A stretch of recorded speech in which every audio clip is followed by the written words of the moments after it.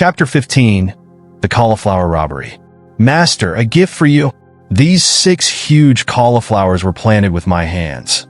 I have watched over their growth with the tender care of a mother nursing her child. I presented the basket of vegetables with a ceremonial flourish. Thank you. Sri Yukteswar's smile was warm with appreciation.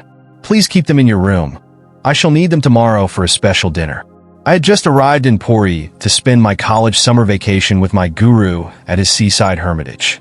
Built by Master and his disciples, the cheerful little 2-storied retreat fronts on the Bay of Bengal.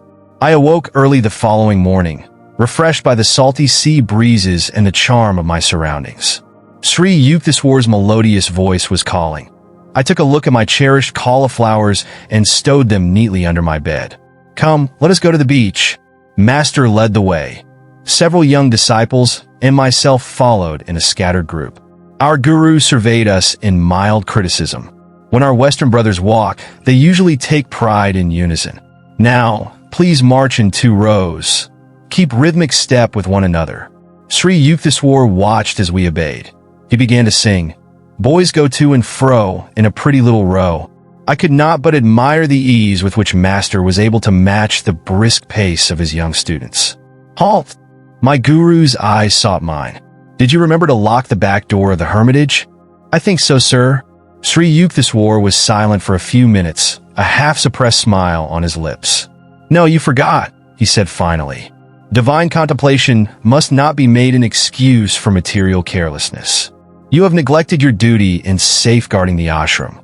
You must be punished. I thought he was obscurely joking when he added, Your 6 cauliflowers will soon be only 5. We turned around at Master's orders and marched back until we were close to the hermitage. Rest a while. Mukuna, look across the compound on our left. Observe the road beyond. A certain man will arrive there presently. He will be the means of your chastisement. I concealed my vexation at these incomprehensible remarks. A peasant soon appeared on the road. He was dancing grotesquely and flinging his arms about with meaningless gestures. Almost paralyzed with curiosity, I glued my eyes on the hilarious spectacle. As the man reached a point in the road where he would vanish from our view, Sri Yukteswar said, Now, he will return. The peasant at once changed his direction and made for the rear of the ashram. Crossing a sandy tract, he entered the building by the back door. I had left it unlocked, even as my guru had said. The man emerged shortly, holding one of my prized cauliflowers. He now strode along respectably, invested with the dignity of possession. The unfolding farce, in which my role appeared to be that of bewildered victim, was not so disconcerting that I failed in indignant pursuit. I was halfway to the road when Master recalled me. He was shaking from head to foot with laughter. That poor crazy man has been longing for a cauliflower, he explained between outbursts of mirth. I thought it would be a good idea if he got one of yours, so ill-guarded. I dashed to my room, where I found that the thief, evidently one with a vegetable fixation, had left untouched my gold rings, watch, and money, all lying openly on the blanket. He had crawled instead under the bed where, completely hidden from casual sight, one of my cauliflowers had aroused his single-hearted desire. I asked Sri Yukteswar that evening to explain the incident which had, I thought, a few baffling features. My guru shook his head slowly. You will understand it someday. Science will soon discover a few of these hidden laws. When the wonders of radio burst some years later on an astounded world, I remembered Master's prediction. Age-old concepts of time and space were annihilated. No peasant's home so narrow that London or Calcutta could not enter. The dullest intelligence enlarged before indisputable proof of one aspect of man's omnipresence. The plot of the cauliflower comedy can be best understood by a radio analogy. Sri Yukteswar was a perfect human radio. Thoughts are no more than very gentle vibrations moving in the ether. Just as a sensitized radio picks up a desired musical number out of thousands of other programs from every direction, so my guru had been able to catch the thought of the half-witted man who hankered for a cauliflower, out of the countless thoughts of broadcasting human wills in the world. By his powerful will, Master was also a human broadcasting station, and had successfully directed the peasant to reverse his steps and go to a certain room for a single cauliflower. Intuition is soul guidance, appearing naturally in man during those instants when his mind is calm. Nearly everyone has had the experience of an inexplicably correct hunch or has transferred his thoughts effectively to another person. The human mind, free from the static of restlessness, can perform through its antenna of intuition all the functions of complicated radio mechanisms, sending and receiving thoughts and tuning out undesirable ones. As the power of a radio depends on the amount of electrical current it can utilize, so the human radio is energized according to the power level possessed by each individual. All thoughts vibrate eternally in the cosmos. By deep concentration, a master is able to detect the thoughts of any mind, living or dead. Thoughts are universally and not individually rooted. A truth cannot be created, but only perceived. The erroneous thoughts of man result from imperfections in his discernment. The goal of yoga science is to calm the mind, that without distortion it may mirror the divine vision in the universe. Radio and television have brought the instantaneous sound and sight of remote persons to the firesides of millions. The first faint scientific intimations that man is an all-pervading spirit, not a body confined to a point in space, but the vast soul, which the ego in most barbaric modes conspires in vain to cramp.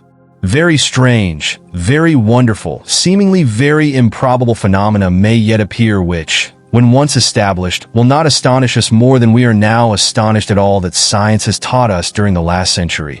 Charles Robert Richet, Nobel Prize man in physiology, has declared, "It is assumed that the phenomena which we now accept without surprise do not excite our astonishment because they are understood.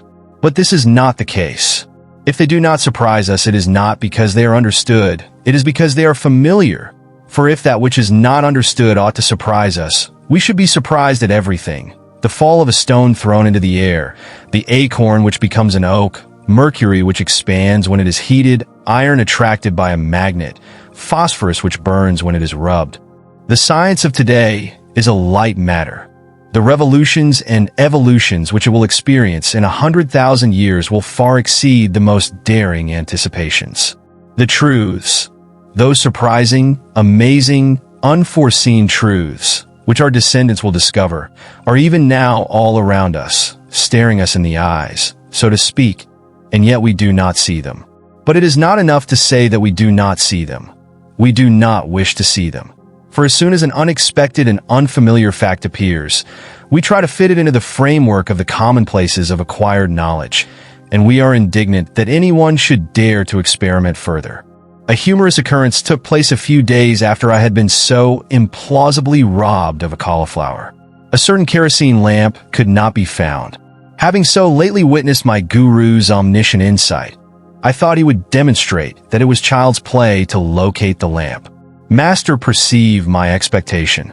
With exaggerated gravity, he questioned all ashram residents. A young disciple confessed that he had used the lamp to go to the well in the backyard. Sri Yukteswar gave the solemn counsel, "Seek the lamp near the well." I rushed there. No lamp. Crestfallen, I returned to my guru. He was now laughing heartily, without compunction for my disillusionment. "Too bad I couldn't direct you to the vanished lamp. I am not a fortune teller." With twinkling eyes, he added, "I am not even a satisfactory Sherlock Holmes." I realized that Master would never display his powers when challenged, or for a triviality.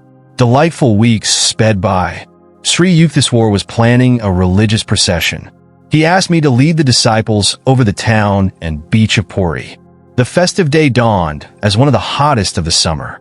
"Guruji, how can I take the barefooted students over the fiery sands?" I spoke despairingly. "I will tell you a secret," Master responded.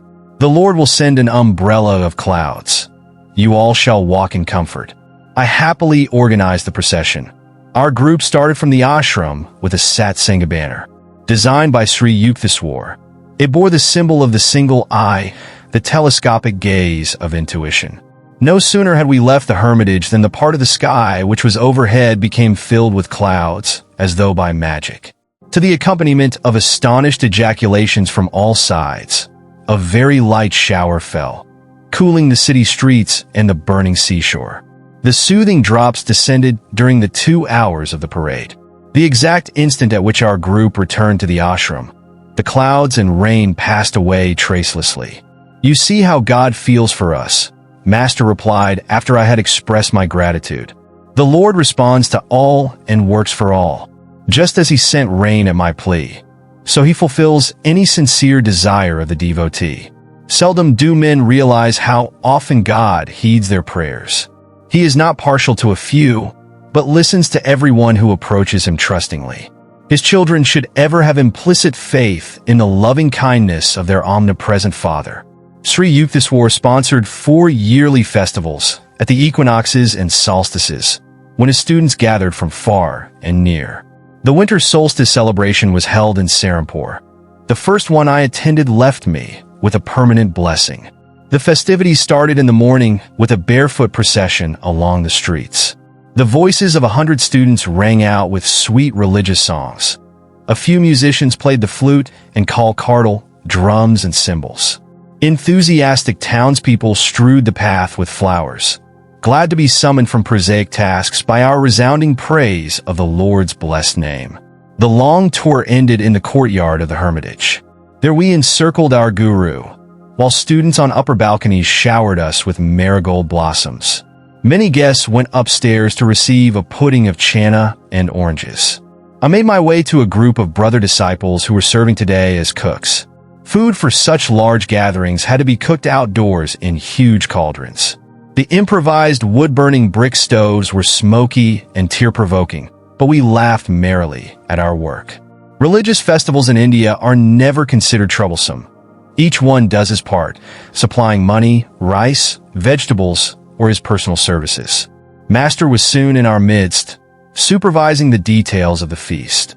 Busy every moment, he kept pace with the most energetic young student. A Sankirtan group chanting, accompanied by the harmonium and hand-played Indian drums, was in progress on the second floor. Sri Yukteswar listened appreciatively. His musical sense was acutely perfect.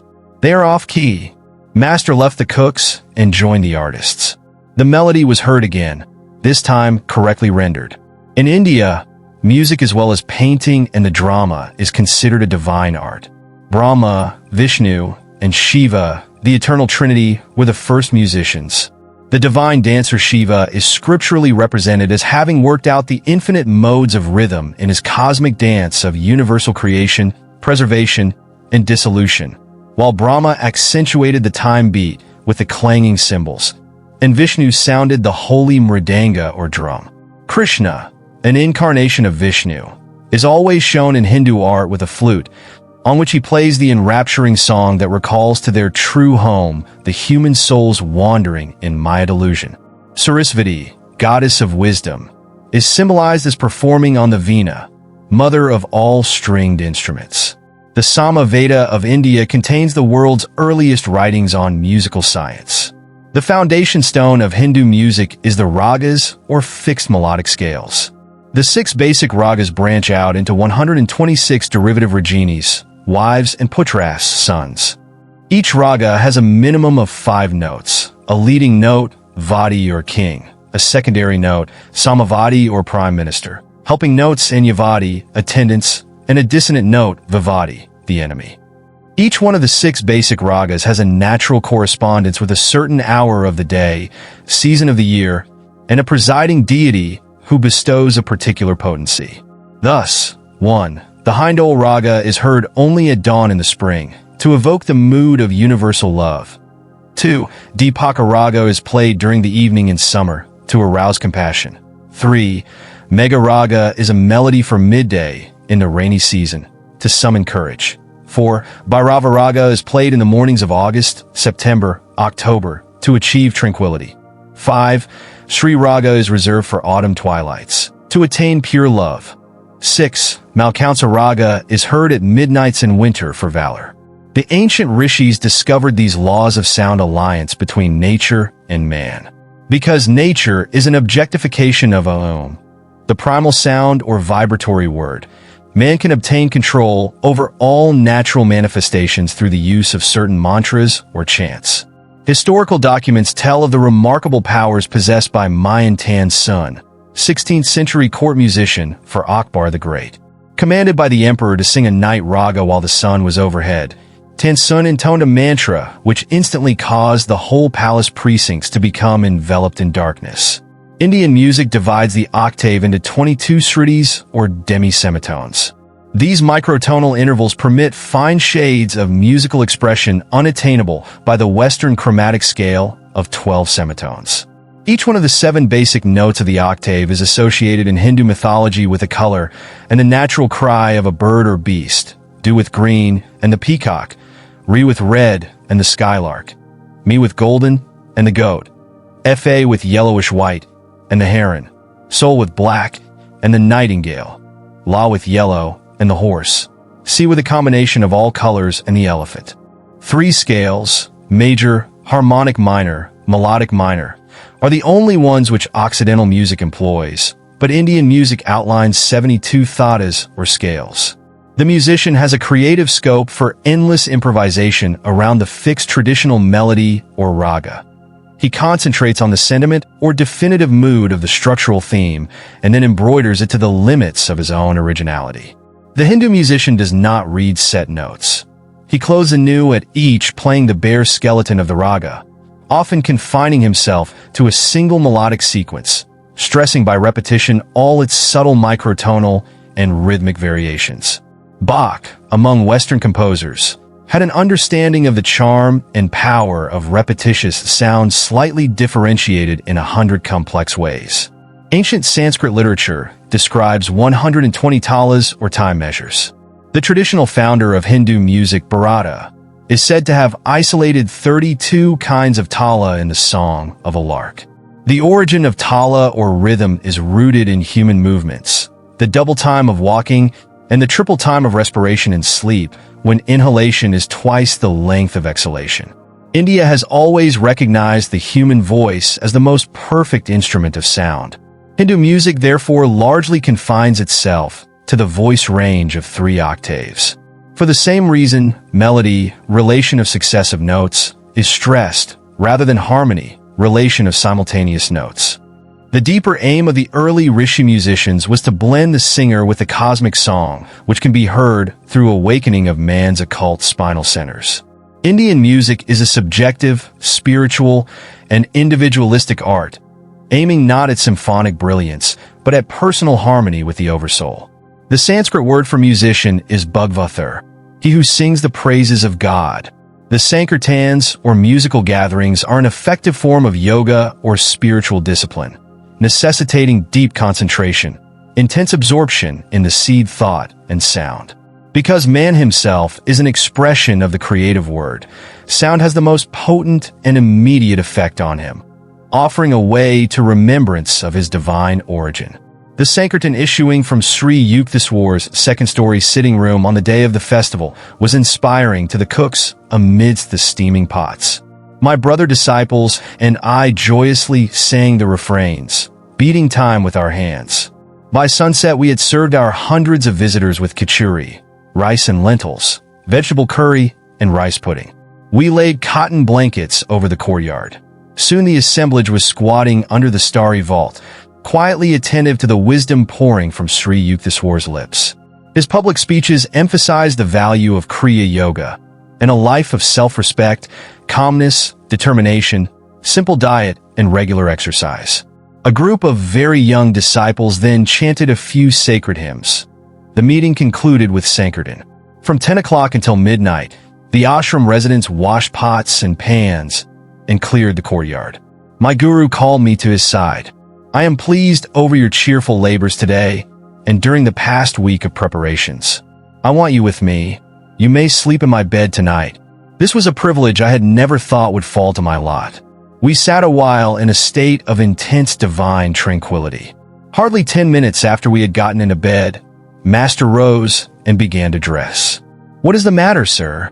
I felt a tinge of unreality in the unexpected joy of sleeping beside my guru. I think that a few students who missed their proper train connections will be here soon. Let us have some food ready. Guruji, no one would come at 1 o'clock in the morning. Stay in bed. You have been working very hard. but I'm going to cook. At Sri Yukteswar's resolute tone, I jumped up and followed him to the small daily-use kitchen adjacent to the second-floor inner balcony.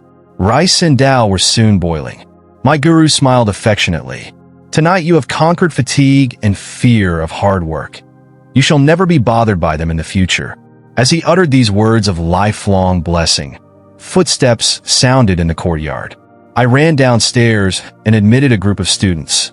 Dear brother, how reluctant we are to disturb Master at this hour. One man addressed me apologetically. We made a mistake about train schedules, but felt we could not return home without a glimpse of our guru.